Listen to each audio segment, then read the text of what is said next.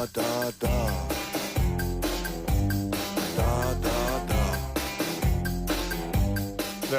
더 매일 쏟아지는 뉴스, 매일 아침 주요 뉴스 3가지, 또 기자가 고른 뉴스까지 살펴보겠습니다. 오늘 더 뉴스 이데일리 손우연 기자 나와 있습니다. 어서 오세요. 네, 안녕하세요. 네, 오늘 첫 번째 뉴스는요. 울산 화력발전소 구조물 붕괴, 또 작업자 매몰 수사 속보 좀 수색 속보 좀 전해주세요. 네, 어제 울산 화력발전소에서 이제 구조물이 무너지면서 작업자들이 매몰됐죠.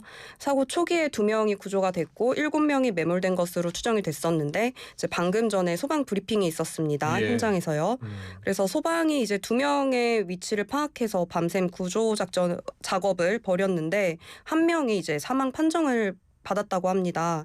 이제 이분은 팔이 낀 상태였는데 소방의 구조 노력이 있었지만 도중에 이제 심정지로 사망 판정을 받았다고 합니다. 또 위치가 확인된 또 다른 매몰자도 이제 사망한 것으로 소방이 추정하고 있습니다. 그래요. 예. 어제 철탑 붕괴 사고가 오후 2시쯤 있었고요.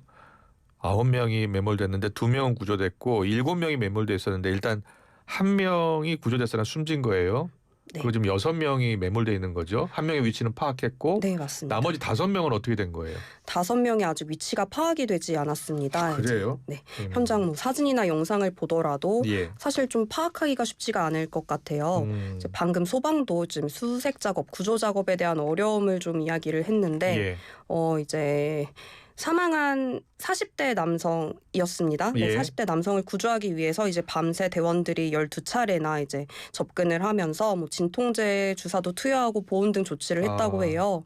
하지만 이제 그 옆에 지금 위치가 파악된 매몰자에 대해서도 이제 닿기가 어렵다, 구조가 어려운 상황이다 이렇게 이야기를 했고 이제 소방이 구조 대상자에게 가기 위해서 뭐 철근과 구조물을 자르고 파고하는 식의 접근을 해야 하는데 이것에 대해서 시간이 좀 많이 지체되는 상황이기도 하고 일단 무엇보다 현장에 지금 좀 위험성이 있어서 지금은 이제 대원들도 좀 철수를 하고 대신 나머지 5명에 대한 위치를 파악하기 위해서 구조견을 투입하고 또 내시경이나 열화상 탐지 이런 장비들을 동원을 해가지고 수색 작업을 이어나가고 있습니다. 그래요. 예.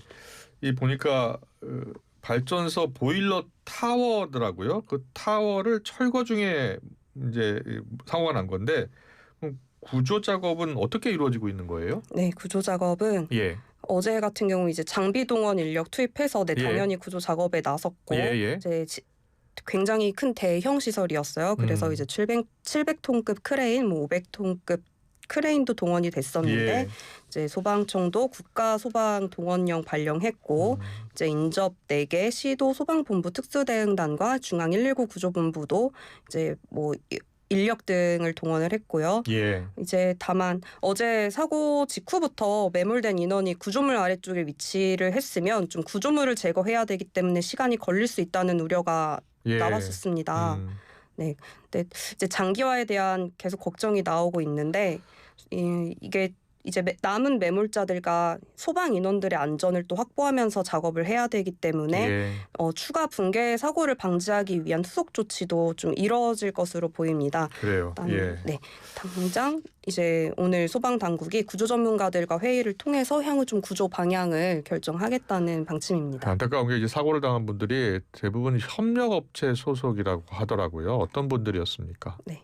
일단 이 현장 철거 시공사는 HJ 옛 한진중공업이었고 사고를 당한 분들은 코리아 카고 소속이라고 합니다. 이제 이 회사는 주로 건물 구축물의 해체 작업을 주로 하는데 이번 공사에서도 이제 발파 작업을 맡아서 진행을 하려고 하는데 이제 이번 사고는 취약화 작업 중에 좀 발생을 했어요.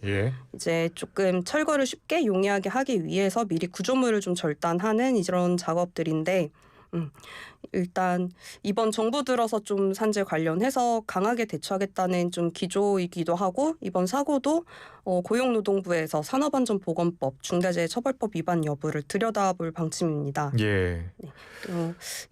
일단은 인명구조 사고 수습이 좀 이뤄져야 할 것으로 보여요. 또 이게 건설업계에 좀 물어봤는데 통상 해체 공사가 신축 공사보다 위험도가 이제 정도로 따지면 20배 정도 높다고 하네요. 그렇군요.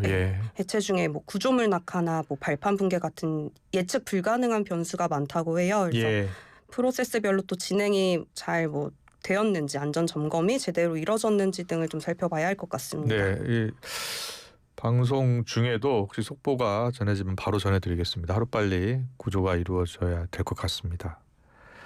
다음 소식 보겠습니다. 두 번째 더 뉴스는 어떤 소식입니까? 네, 두 번째 더 뉴스는 예. 어제 대통령실에 대해서 첫 국정감사가 열렸었는데 이제 좀 배치기라는 하는 장면이 있어가지고 네, 좀 가져와 봤습니다. 어떻게 된 일인지 좀 상세히 전해주실래요? 네. 어제 국회운영위원회가 대통령 비서실 등에 대한 국정감사를 진행했는데요. 초반부터 여야가 맞부딪힌 게 또다시 김현지 대통령실 제1부속실장의 출석 이슈였습니다. 예. 이제 김현지 부속실장은 여야 간 이제 증인 채택 협상이 결렬되면서 국감에 나오지 않았는데 예. 이에 대해서 또 여야 의원들이 갈등을 빚었고 예. 이 과정에서 일어난 몸싸움이 배치기였습니다. 예, 이게 정회 직후에 이런 장면이 연출됐다면서요? 네, 예. 어제 이제 송원석 국민의힘 원내대표가 예. 뭐 국감 무산시키려고 작전을 쓰는 거냐 뭐냐 이제 항의를 하면서 걸어갔고요 문쪽으로. 이기현 민주당 의원이 본인이 지금 뭐 작전을 짜는구만 왜 소리를 질러 말하면서 이제 따라갔고 예. 이 과정에서 또 송 원내대표가 뒤를 돌아서 의원 쪽으로 향했고 이제 이 과정에서 두 사람이 여러 차례 서로의 배를 밀치면서 이게 물리적 충돌이라고 이제 정도가 맞나 싶긴 하지만 네, 예. 물리적 충돌을 빚었습니다. 예. 이 소동을 이제 일단락이 된 겁니까? 어떻게 된 겁니까? 양측이 사과했습니까? 뭐 화해했습니까? 어떻습니까? 어제 이 이후에도 계속 뭐 기자회견, 뭐 SNS 이런 걸 통해 가지고 계속 네, 좀 설전이 오갔었는데요. 예. 송 원내대표는 이제 배치기를 테러와 유사한 폭력 행위가 발생해 유감이다, 사과를 선행해야 한다 주장을 했고 네. 이기현 의원도 이제 폭력을 행사했다고 송 원내대표가 말을 하지만 몸을 던진 것은 송 대표였다고 반박을 했는데 어쨌든 이제 이기현 의원은 어제 논란이 이제 커지니까 예.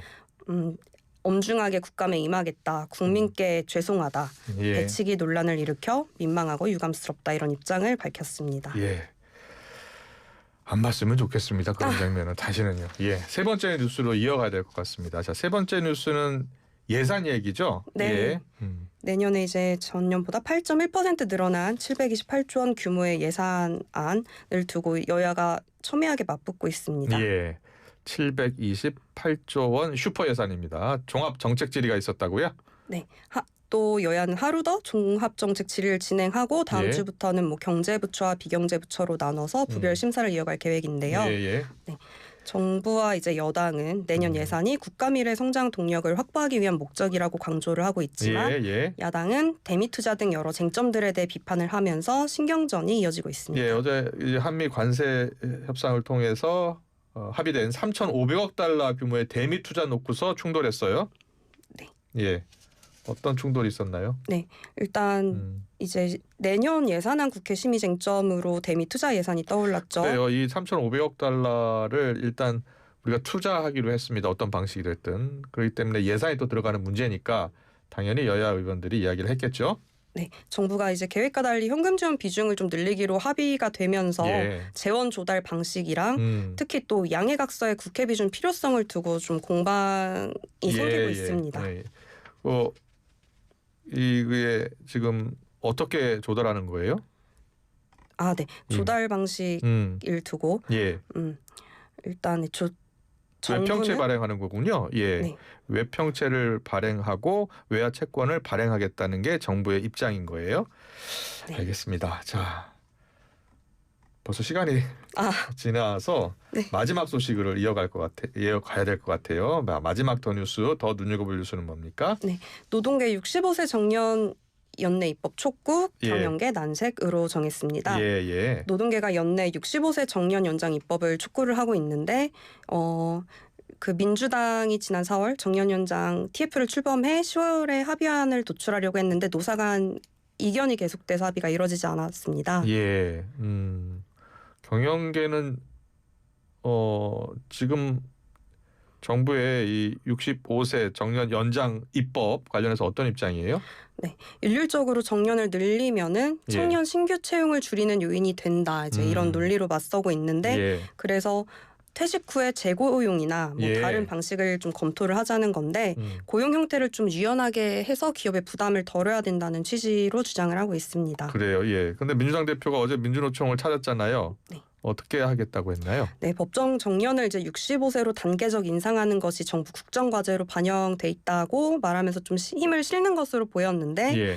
네, 김현정 민주당 원내대변인은 간담회 이후에 뭐 구체적 논의는 나오지 않았다고 했지만 일단은 좀 정년 연장에 대해서는 어느 정도 사회적 공감대도 좀 형성이 돼 있기 때문에 좀 네. 지금 발의된 법안을 보면 민주당 같은 경우는 좀 정년 65세를 명시를 했고 국민의힘은 네, 재고용 의무 정년 연장이 이제 둘 중에 혹은이라고 명시를 해서 좀 향후 논의가 이어져야 될 것으로 보입니다. 그래요. 예, 여야 합의도 있어야 되고요. 논의 과정은 더 거쳐야 합니다. 그런데 이게 정년 연장 문제가 세대 갈등으로도 이어질 수 있는 문제예요. 그렇죠? 네. 최근에 이제 영포티라는 말 다들 들어보셨을 겁니다. 예. 40대 젊은 라이프 스타일 유지하는 이들을 이르는 말이었는데 예. 이게 2030 세대에게는 영포티라는 말이 약간 멸칭처럼 이제 쓰고 있기도 합니다. 이제 청년들이 취직이 가뜩이나 안 되는데 AI 등장으로 좀 일자리를 위협받는다는 위기감을 느끼면서 이제 영포티들은 뭐 대기업에도 들어가 있고 뭐 정년 연장까지 돼서 더 오래 다닐 거냐, 그럼 우리는 뭐냐, 이제 이런 한탄이 나오고 있습니다. 예. 그래요. 이 정년을 연장하면 당장 그 청년들이 취직할 자리를 확보하지 못하게 되니까 충분히 좀 검토 토론을 해서 결정을 해야 될 것 같습니다. 잘 들었습니다. 이데일리 손희연 기자였습니다. 고맙습니다. 네, 감사합니다.